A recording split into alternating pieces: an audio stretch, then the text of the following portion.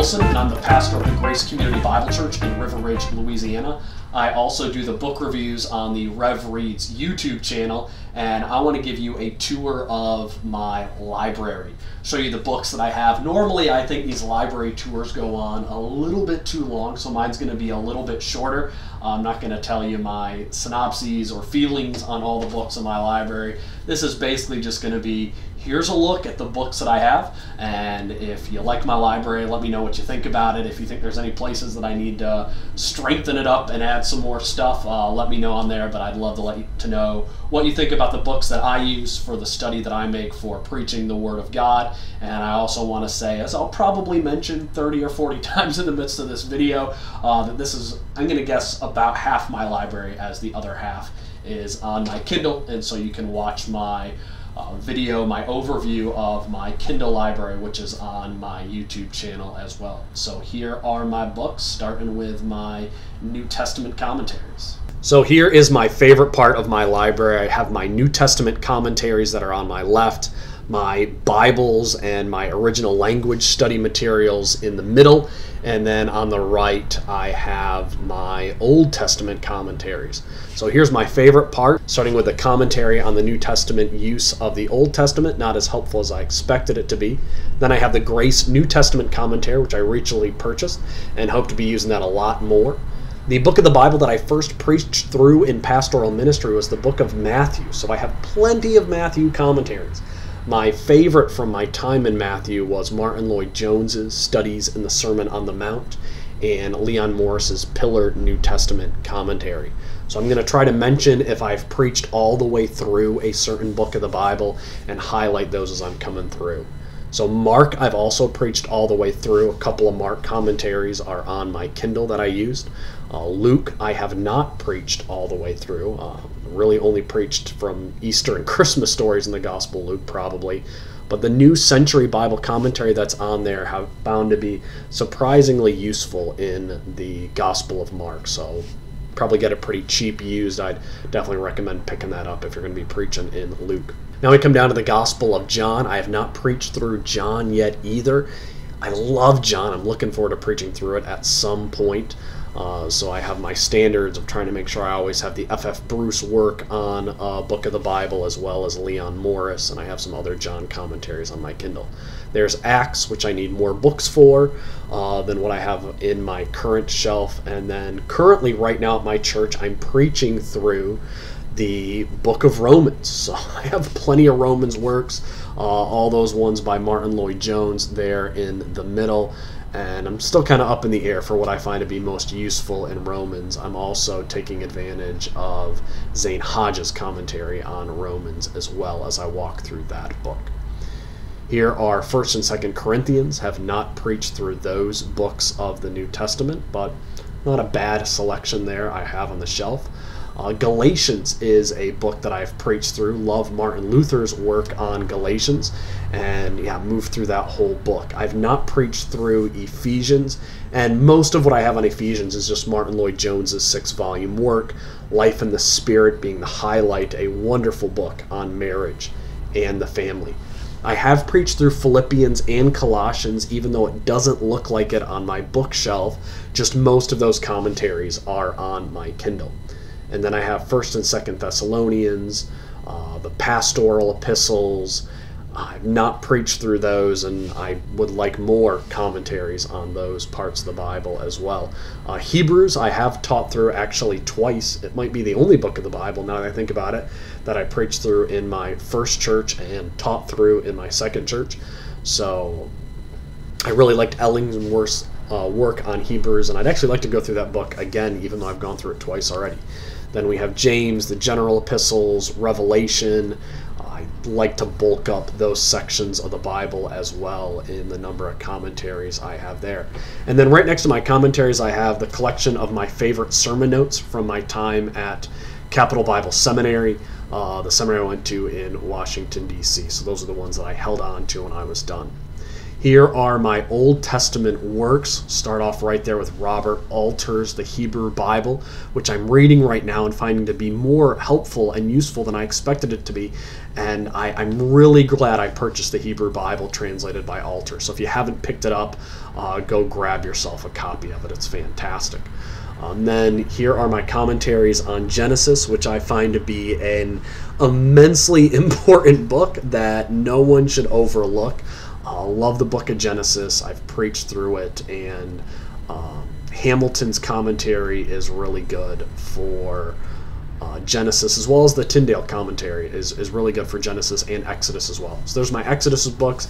I've preached through half of Exodus, the narrative portion in the first half.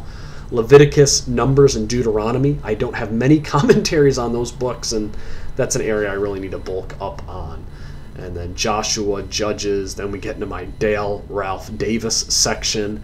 I discovered him when I started to preach on the life of David, and I love his work. Highly recommend Dale Ralph Davis. So I have preached through Ruth, and I've preached through the life of David, which takes us through a lot of 1st and 2nd Samuel. And then I've also preached the lives of Elijah and Elisha in 1st and 2nd Kings.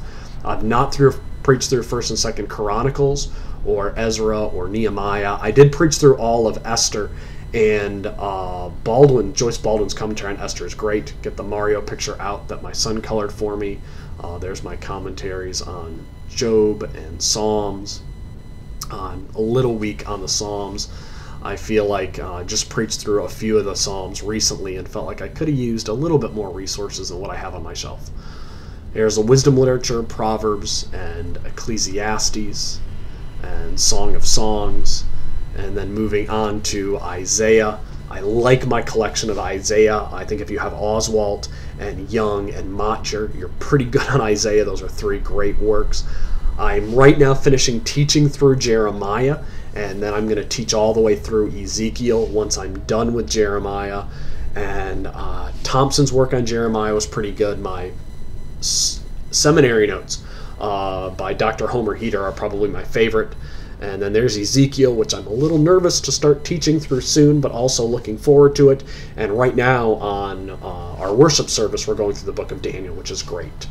I love the Minor Prophets. I had a little bit of a kick when I was in seminary of trying to get as many Minor Prophet commentaries as I could, so I think I have a good collection of that. And I always want to have Feinberg stuff. I think he is wonderful on the prophets. So there are my commentaries. So here we have my Bibles. Start off with the Action Bible, which I love for my boys there on the end. And then I have New American Standard Bible, my gift New King James Version, which I'm very thankful to have received, my Reader's Hebrew Bible, Evangelical Heritage Bible, another New American Standard Bible that I have, and there is the Message. I think somebody gave me that one as well. And then I have my Greek New Testament, Hebrew Bible, another Greek New Testament, 1 Year Chronological Bible, NIV, that I've read through a couple of times. Then there's Tyndale's Greek New Testament, Martin Luther's German, which I can't read, the ESV, Christian Standard Bible, J.B. Phillips' New Testament, which was really good, a couple of Asian Bibles I can't read, another small Hebrew Old Testament and Hebrew New Testament somebody gave me, and finally an ESV. Moving down to the section that I wish I could build up and make larger the most, probably out of any section of my Bible, and that is background information, archaeological stuff. There's the basis of what I have. Really thankful to have Civilizations of the Ancient Near East, and wish I had even more in this section. Like, I just want to finish out owning the rest of the Zondervan Illustrated Bible background. Now here is the Lewis Sperry Schaeffer, Systematic Theology, and a few more systematics next to it, Berkhoff, Erickson, Calvin, and Grudem. Here's my original language section. So I have Alford's Greek New Testament there, his work in the, I think, 7 volumes. And then I have my basic Greek grammars that I used when I was first learning Greek, and a couple of Hebrew resources that I have there as well. And here is... This might have been the set that got me most excited the first time I read it. Received it as a Christmas gift, which was the Theological Dictionary of the New Testament. I remember how thrilled I was when my dad got me that for Christmas.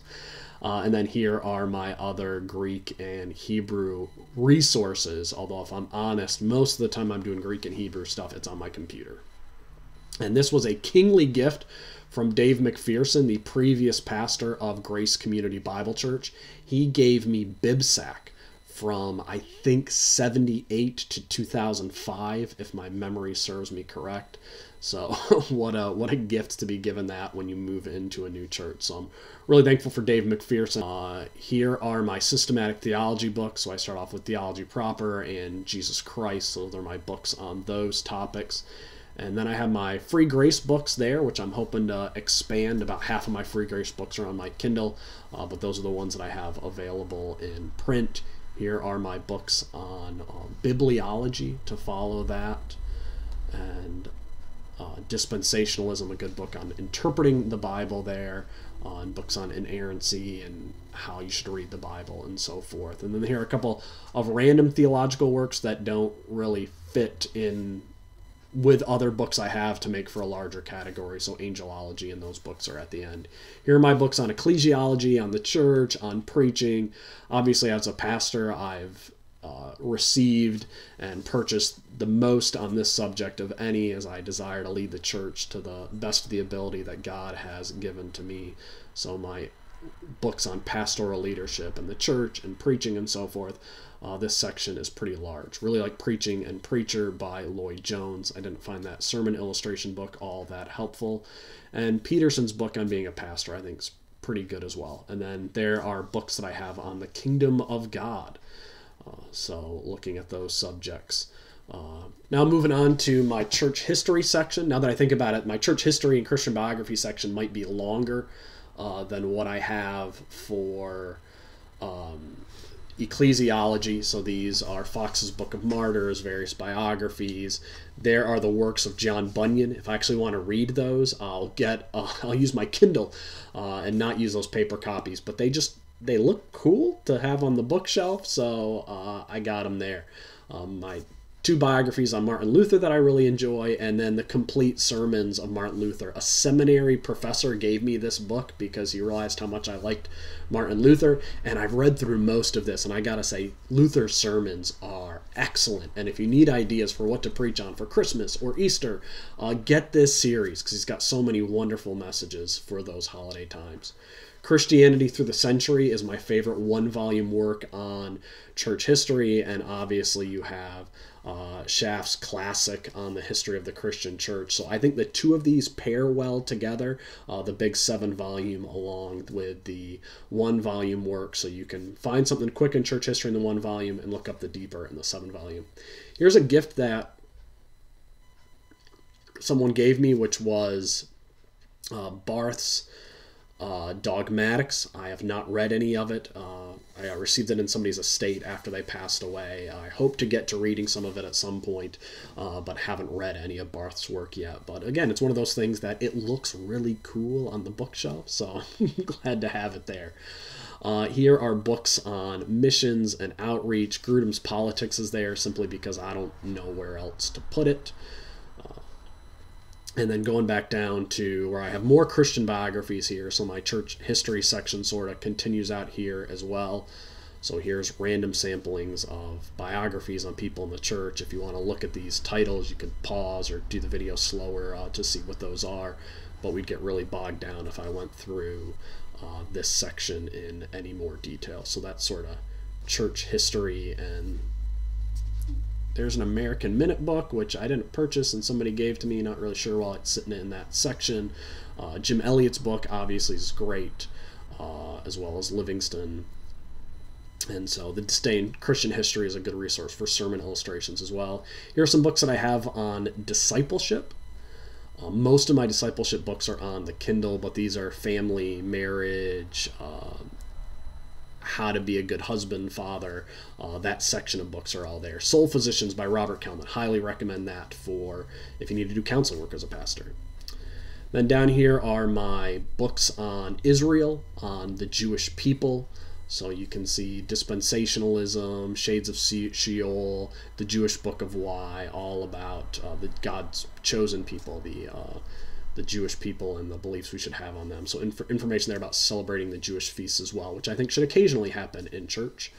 These are my eschatology books. So for the study of end times, don't agree with 100% of all of them, but I got a few pretty good ones that are in there. So Ben Ware, liked what he has to say, and I think my Walford, I don't know what happened to my End Times books by him. Here's what I call my popular Christian books. So C.S. Lewis, popular author, Blackaby, what he did with holiness was popular, Spurgeon. So these are the people that have been really popular throughout the recent church history, Augustine, Piper, and so these are the ones that I've gotten just because I want to converse with everybody. Don't necessarily agree with all the stuff that's in there, but there it is. Here are my books on other religions in the world, Catholicism, Islam.